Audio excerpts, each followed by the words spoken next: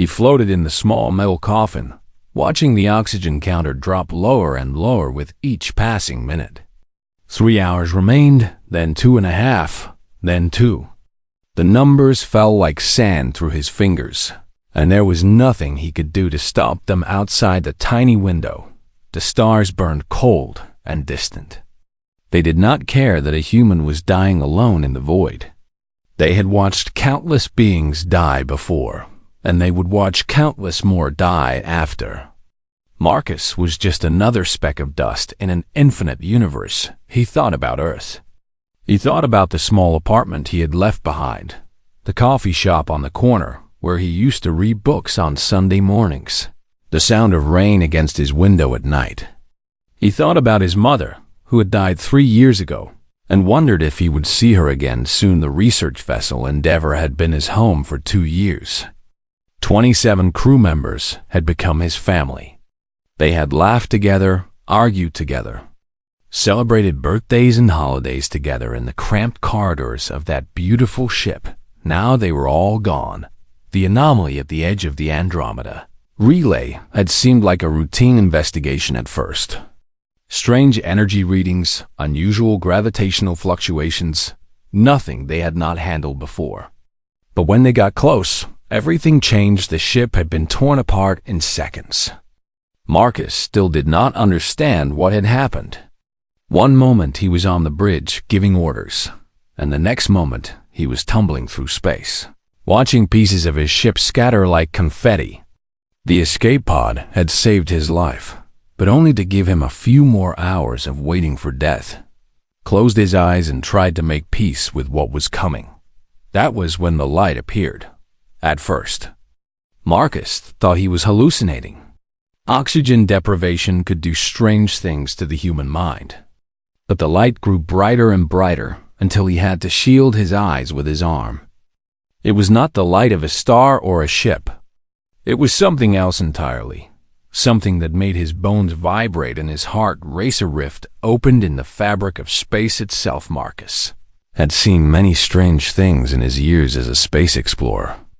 He had walked on alien worlds, witnessed binary sunsets, discovered creatures that defied all known biology. But he had never seen anything like this.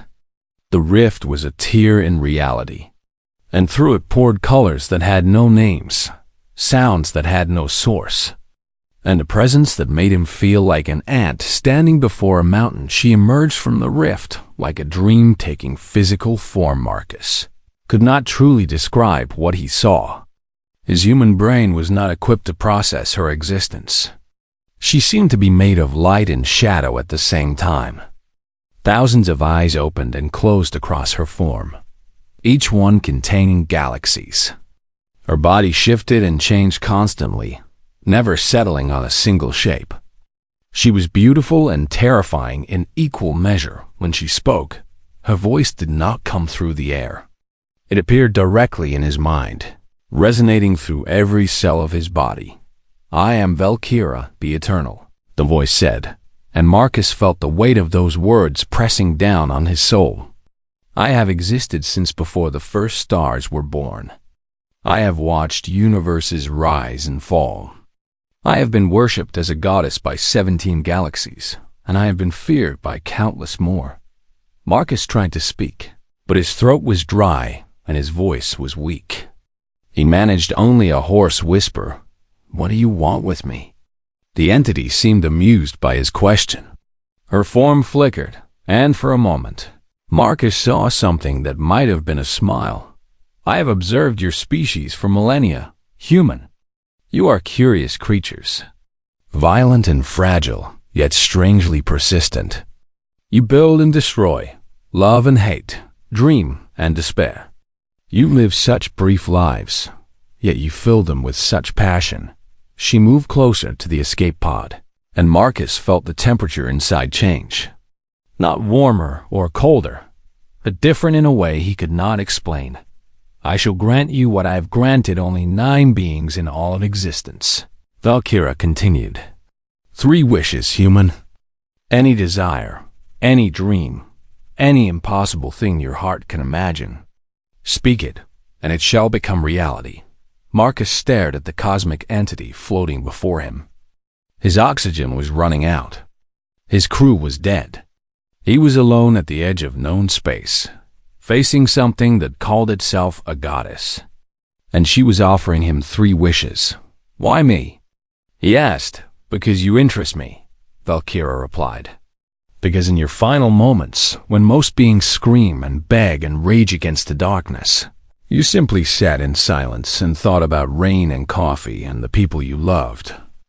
That is unusual. That is worth rewarding." Marcus felt a strange calm settle over him. Perhaps it was the lack of oxygen affecting his brain. Perhaps it was the acceptance of death that had already taken root in his heart. Or perhaps it was something else entirely. "Can I have some time to think?" he asked Valkyra's many eyes blinked in surprise. "You wish to think?" Most beings speak their wishes immediately. They beg for power, for immortality, for wealth beyond measure. They do not ask for time. Well, Marcus said quietly, "I'm not most beings. And if I only get 3 wishes, I want to make them count." The goddess studied him with an intensity that made his skin prickle. She had existed for billions of years. She had granted wishes to emperors and conquerors, to scientists and warriors, to beings of pure energy and creatures of living metal. But she had never encountered anyone quite like this dying human who wanted to think before he spoke. "Very well," she said. "I will give you time. But choose wisely, Marcus Cole. The universe is watching." And so Marcus sat in his dying escape pod, with the goddess waiting patiently before him, and began to think about what he truly wanted. Marcus thought for a long time. Minutes passed in the small escape pod. The oxygen counter continued its slow descent toward 0. The cosmic goddess Valkyra waited with a patience that only an eternal being could possess. She had waited for stars to be born and watched them die. Waiting for a human to think was nothing to her, but she was curious. In all her billions of years, she had never seen a mortal react this way. When beings were offered unlimited power, they usually grabbed at it with desperate hands. They wished for thrones and armies, for youth and beauty, for revenge against their enemies and glory for themselves. Their eyes would fill with greed, and their voices would shake with want. Marcus showed none of these things. He sat quietly in his pod, his eyes distant, his breathing slow and steady despite the failing oxygen. He seemed to be looking at something far away, something only he could see. And when he finally spoke, his voice was calm and thoughtful. "I have a question first," he said. Valkyra tilted her ever-changing form. "Ask, in all the time you have existed, have you ever been mortal? Have you ever lived a life with a beginning and an end? Have you ever felt what it is like to be small and scared and uncertain about tomorrow?" The goddess considered the question. It was strange. No one had ever asked her about herself before. They only ever asked what she could give them. "No," she admitted. "I was born eternal. I have always existed outside the stream of time. I observe mortal lives, but I do not experience them.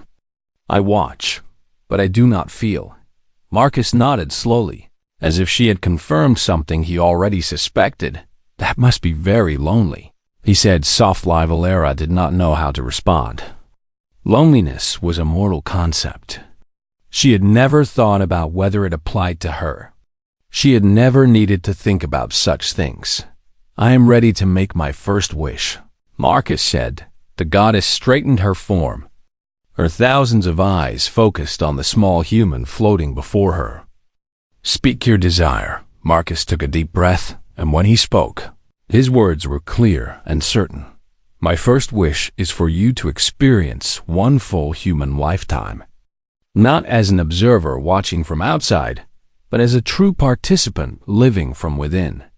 I wish for you to be born helpless and grow slowly, to struggle and fail and try again, to love someone with all your heart and lose them anyway, to face each day not knowing if it will be your last, to feel joy and sorrow, hope and despair, everything that makes a human life worth living.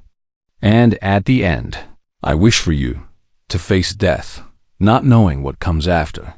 Silence fell across the void of spaceful Kira, the Eternal, goddess of 17 galaxies, ancient being who had existed since before time had meaning.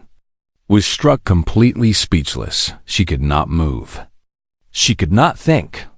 For the first time in 4 billion years, she did not know what to do. She started, but the words would not come. "You wish this for me?" "Yes," Marcus said simply. "But you are dying," the goddess said. And there was something in her voice that had never been there before. It might have been confusion. It might have been fear. "Your oxygen is running out. Your crew is dead. You are alone in the void with no hope of rescue. You could wish for survival. You could wish for your ship to be restored. You could wish to return home safely to your planet. You could wish for power to rival the stars themselves. And instead, you spend your first wish on me?" Marcus smiled. It was a tired smile, but it was genuine. "Yes," he said again. "Why?" The question burst from Valkyra with an intensity that shook the fabric of space around them. "Why would you waste a wish on a being you do not even know? Why would you give something so precious to someone who has never given you anything?" Marcus was quiet for a moment, gathering his thoughts. "Because I have been watching you," he said. "I think I understand something about you that you do not understand about yourself. What could a mortal possibly understand about me?" "You have existed forever," Marcus said gently. "You have seen everything, done everything, known everything. But I do not think you have ever truly lived. You watch mortal beings from the outside, like someone watching fish in a bowl. You see them swim and eat and die, but you do not know what it feels like to be the fish." He paused, looking at the swirling form of the goddess before him. "Being human is not about power or immortality," he continued. "It is about the small things. It is about drinking coffee on a cold morning and feeling the warmth spread through your chest. It is about laughing so hard with your friends that your stomach hurts and tears stream down your face. It is about holding someone's hand when you are scared and knowing that you are not alone. It is about watching a sunset and feeling something stir in your heart that you cannot name." Valkyra listened, and something inside her shifted. "You have seen billions of sunsets," Marcus said. "But have you ever felt one? Have you ever stood with tired feet after a long day's work and watched the colors spread across the sky and thought, 'This moment is beautiful, and I am lucky to be here to see it'?" The goddess had no answer. "That is why I am making this wish," Marcus concluded. "Because you have existed for so long, but I do not think you have ever really lived. And honestly, that seems like the loneliest thing I can imagine. So my wish is for you to know what it is like to be small and mortal and fragile. To know what it is like to be human." Valkyra floated in the void, her form flickering with emotions she had never experienced before. For 4 billion years, she had been used as a tool. Beings made wishes, and she granted them. That was the nature of her existence. She gave, and they took. No one had ever given anything to her. No one had ever looked at an all-powerful goddess and thought, "What can I do for her?" "You are a strange creature, Marcus Cole," she said at last, and her voice was softer than it had been before. "I get that a lot." Marcus replied with a weak grin. "Very well," the goddess said. "Your wish is accepted. I will experience a human life. I will be born and grow and love and lose and die. And when it is over, I will return to you with your remaining 2 wishes." She began to glow brighter, preparing to divide a fragment of her consciousness and send it into the mortal world. "Oh," Marcus said suddenly. "One more thing." Valkyra paused. "Yes, try the coffee," he said. "Seriously. It is really good." And for the first time in billions of years, the goddess laughed. Vera was born on a cold winter night on a colony world called New Horizon. She came into the world screaming, as all human babies do, with tiny fists and wrinkled skin and eyes that could barely see. The doctors wrapped her in a soft blanket and placed her in her mother's arms.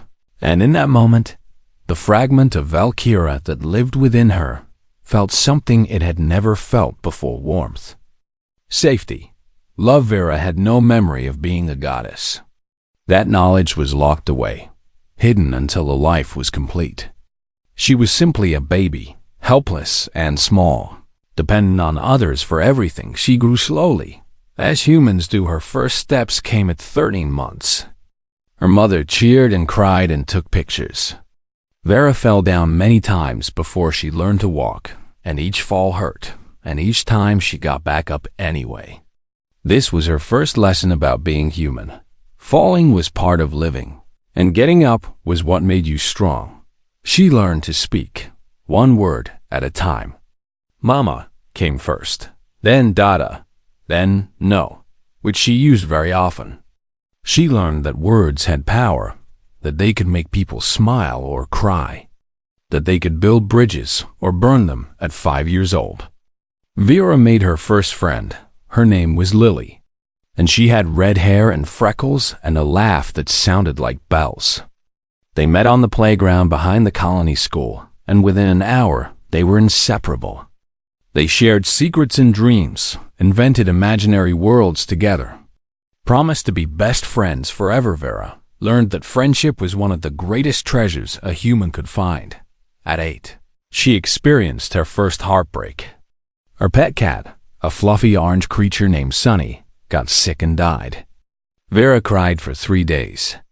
She did not understand why something she loved had to go away.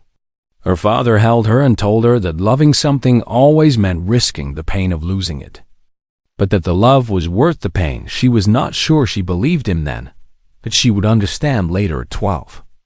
Vera almost drowned. She was swimming in the lake near her home when a cramp seized her leg, and suddenly she could not move.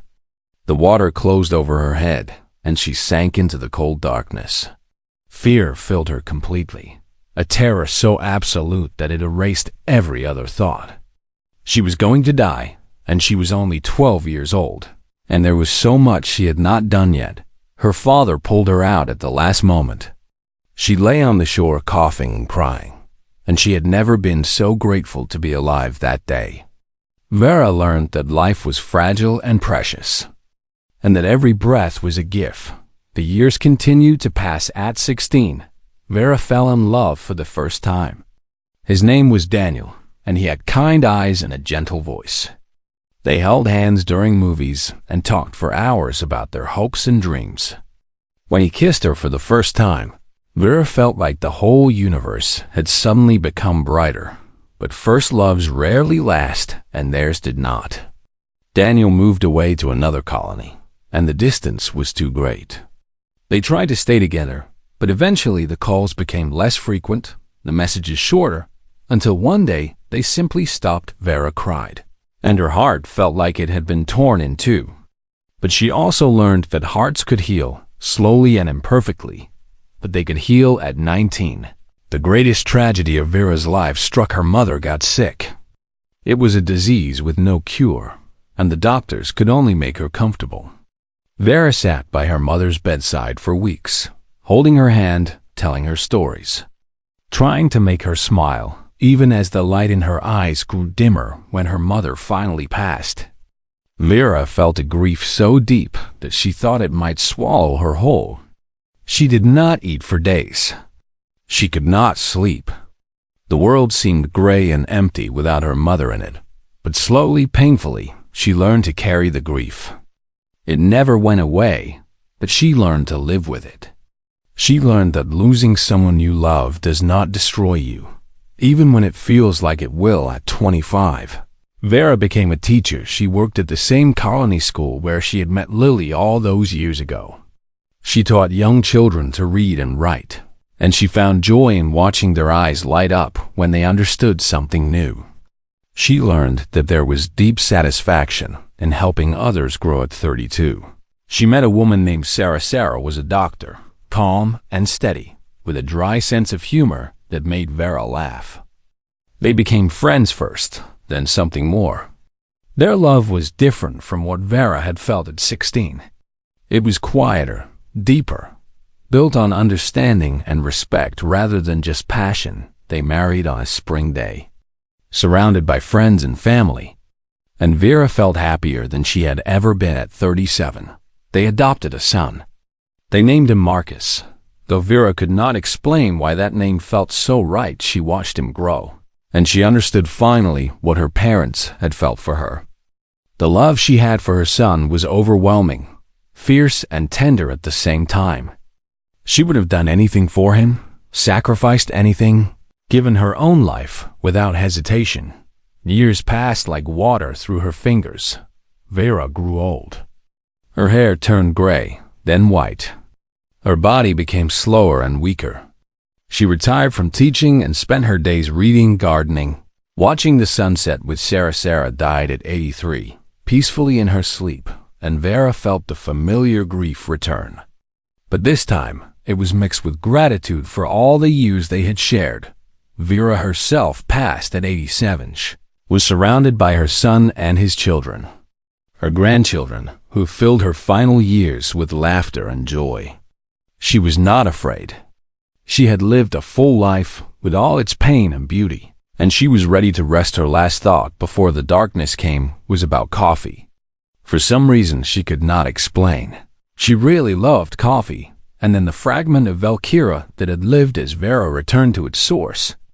Carrying with it 87 years of human experience, the goddess remembered everything. She remembered the warmth of her mother's arms, the terror of almost drowning, the sweetness of first love, the agony of grief, the pride of teaching, the depth of true partnership, the overwhelming love for a child, and for the first time since the universe began, Valkyria the Eternal wept. She finally understood what it meant to be human.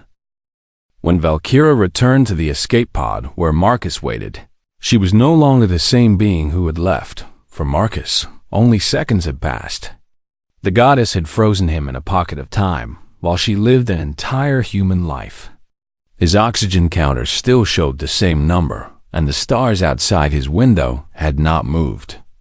To him, Valkyria had simply flickered for a moment before reappearing, but the goddess had changed in ways that were visible even to human eyes. Her form was different now. Still cosmic, still vast and powerful beyond comprehension, but somehow softer. The sharp edges of her being had smoothed. Her thousands of eyes held something new within them, something warm and ancient and deeply sad. She looked at Marcus, and for the first time, she truly saw him not as a curiosity or an amusement, not as a brief flicker of life in an infinite void. She saw him as a fellow being, someone who had experienced joy and pain, who had loved and lost, who would one day face death, just as Vera had faced it. "I lived your life," Valkyria said, and her voice was thick with emotion. "I was born helpless. I grew slowly. I scraped my knees and learned to walk. I made friends and lost them.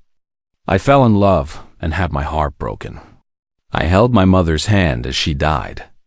I raised a child and watched him become a man. I grew old beside someone I loved. And in the end, I faced death not knowing what waited beyond." Marcus listened quietly. "I experienced everything you described," the goddess continued. "The coffee on cold mornings, the laughter that hurt my stomach, the sunsets that stirred something in my heart. I felt it all, Marcus Cole. And I understand now what I could never understand before." "What is that?" Marcus asked. "Why your species matters," Valkyria said. "For billions of years, I have watched mortal beings live and die.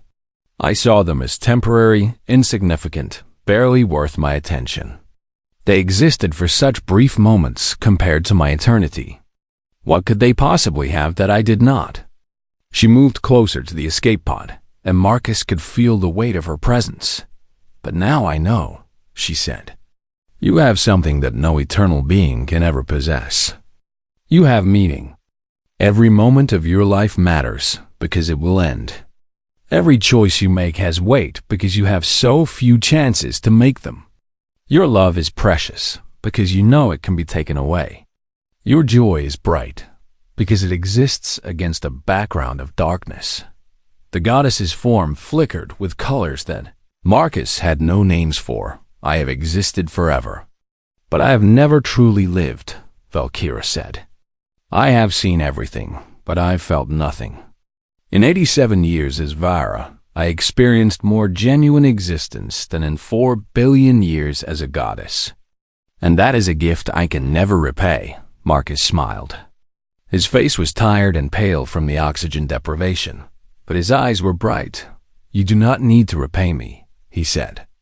I made that wish because it was the right thing to do, not because I expected anything in return. And that, Valkyra said, is exactly what makes your species remarkable. You give without expecting. You love without demanding. You sacrifice without counting the cost.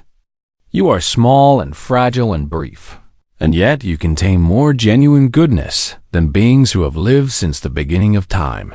She straightened her form, becoming more focused, more deliberate. You still have 2 wishes remaining, she said.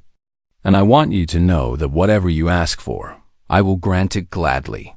Not because I am bound by cosmic law, but because you have earned it. You have earned more than any being I have ever met. Marcus thought carefully. Even now, with death so close, he did not rush. My second wish, he said finally, is for you to bring back my crew. All 27 of them. Return them safely to Earth, healthy and alive, with no memory of their deaths. Valkyra nodded. That is a kind wish. Most beings in your position would ask for their own survival first. But you think of others before yourself. They had families waiting for them, Marcus said. They had people who loved them, people who would never stop wondering what happened to them. They deserved more time. It is done, the goddess said, and Marcus felt a subtle shift in the universe. Somewhere far away, 27 people were waking up on Earth, confused but alive, returned to their loved ones by the power of a cosmic being. And your third wish? This was the moment Marcus had been building toward. This was the wish that could change everything, not just for him, but for countless beings across the universe. My third wish, he said slowly, is for you to share what you learned. I want you to take the experience of living as Vera and share it with other cosmic beings like yourself. I want you to teach them what it means to be mortal, what it means to be small and fragile and brief. I want them to understand that the little creatures they look down upon are not insects to be ignored, but beings worthy of respect and compassion. Valkyra was silent for a long moment. You understand what you are asking, she said. There are many beings like me in this universe. Some of them are cruel. Some of them see mortal species as nothing more than entertainment or resources to be exploited. If I share this experience with them, it could change the cosmic order itself. I know, Marcus said. That is why I am asking. You could have wished for anything, Valkyra said. Immortality, power, a throne among the stars, fame and glory that would last forever. And instead, you spend your final wish trying to make the universe a kinder place for beings you will never meet. Marcus shrugged weakly. That is what humans do. We try to leave things better than we found them, even if we will not be around to see it. The goddess looked at him with something that might have been love. Your wish is granted, she said. I will share the experience of Vero with every cosmic being I encounter. I will teach them what you have taught me, and the universe will change because of what you have done today. She reached out with a tendril of light and touched the escape pod. And because you have asked for nothing for yourself, she added, I will give you something anyway. Consider it a gift, not a wish. The oxygen counter stopped falling.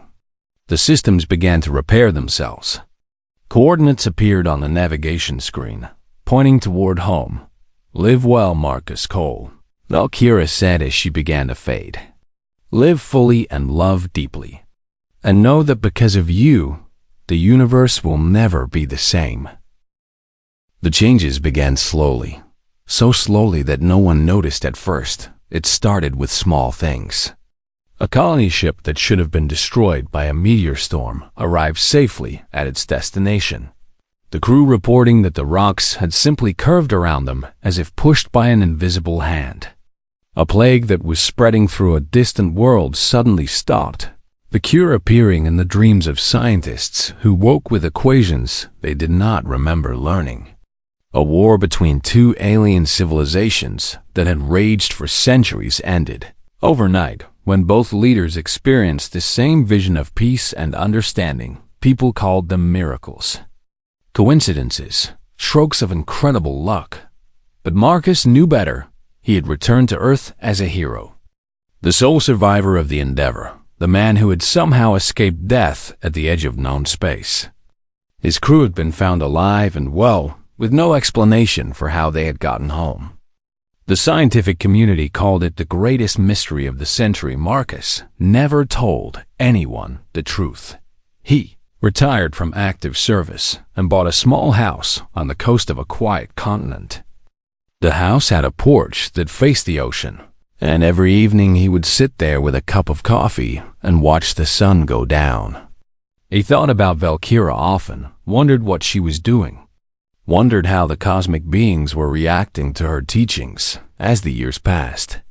The changes became harder to ignore. Humanity began to encounter alien species that should have been hostile but were not. Ancient races that had conquered galaxies looked at humans with curiosity instead of contempt. Beings of pure energy that had treated organic life as beneath their notice now stopped to communicate, to learn, to understand. Scientists and diplomats were baffled. Why were these all-powerful entities suddenly treating humanity as equals? What had changed? Only Marcus knew, and he kept his silence. At 65, Marcus attended a conference on interstellar relations. Representatives from dozens of species had gathered to discuss the new era of peace that seemed to be spreading across the galaxy. An elderly human scientist gave a presentation about the phenomenon, showing charts and graphs that tracked the decline in cosmic violence over the past 3 decades. "It is as if something fundamental has shifted," the scientist said. "The old beings, the ones we used to call gods, they are different now. They protect instead of destroy. They nurture instead of exploit." And no one can explain why Marcus smiled into his coffee and said nothing. At 72, he received a visitor. She appeared on his porch one evening, just as the sun was setting. She did not come through the door or walk up the path. She was simply there, as if she had always been there. Her form was human now, a woman with kind eyes and silver hair, wearing simple clothes that matched the peaceful atmosphere of his home. "Hello, Marcus," Valkyra said. He was not surprised. Somehow, he had always known she would come back. "Hello, old friend," he replied. "Would you like some coffee?" She laughed. It was a human laugh, warm and genuine, nothing like the cosmic sounds she had made when they first met. "I have grown quite fond of coffee," she admitted. "You were right about that." They sat together on the porch, watching the colors spread across the sky. The silence between them was comfortable, the kind of silence that only exists between people who truly understand each other. "I have been busy," Valkyra said eventually. "I have met with hundreds of cosmic beings over the past decades. I have shared the experience of being Vera with each of them. I have shown them what it means to be mortal, to be small, to love and lose and struggle and grow." "How did they react?" Marcus asked. "At first, many of them were confused," she said. "They could not understand why an eternal being would choose to experience limitation. They thought I had gone mad. But when I shared the memories, when I let them feel what I had felt, everything changed. She looked at him with eyes that held galaxies. "Do you know what surprised them most?" she asked. It was not the joy or the love or the beauty of mortal life. Those things they could comprehend. What truly stunned them was the resilience. The way humans keep going despite knowing they will die. The way they love despite knowing they will lose. The way they hope despite knowing they will be disappointed. Marcus nodded. He had thought about this many times over the years. "That is what makes us human," he said. "We know the odds are against us. We know that everything ends. And we choose to care anyway." "Yes," Valkyra said. "And that choice, that deliberate decision to embrace life despite its brevity, is the most powerful thing in the universe. More powerful than any cosmic being. More lasting than any star.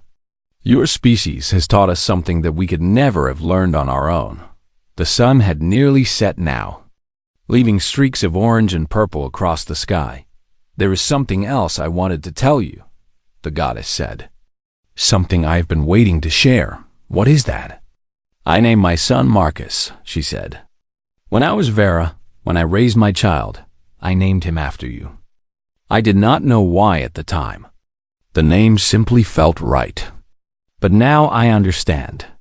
Some part of me, even locked away and hidden, remembered the human who had given me the greatest gift I had ever received." Marcus felt tears forming in his eyes.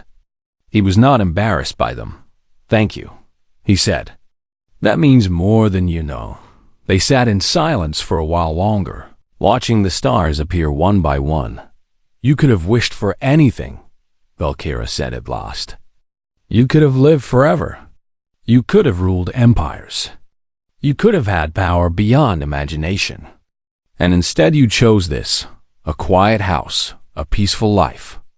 And the knowledge that you made the universe a little bit better." Marcus looked at the coffee in his hands, at the stars above, at the cosmic being who had become his friend. "That is enough for me," he said. "That is more than enough," Valkyra smiled. "Your species is going to do extraordinary things," she said. "I have seen it.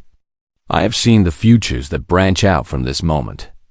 And in most of them, humanity becomes something wonderful." Marcus grinned. The same tired, genuine grin he had given her all those years ago in the escape pod. "Yeah," he said. "We usually do." They sat together until the stars filled the sky. A human and a goddess, two friends who had found each other across the vastness of space and time. And somewhere in the cosmos, the universe continued to change, growing kinder and gentler with each passing day. All because of one man who had used his wishes to help someone else. That was humanity's true power, not strength. Not technology, not conquest, but the simple, profound choice to care.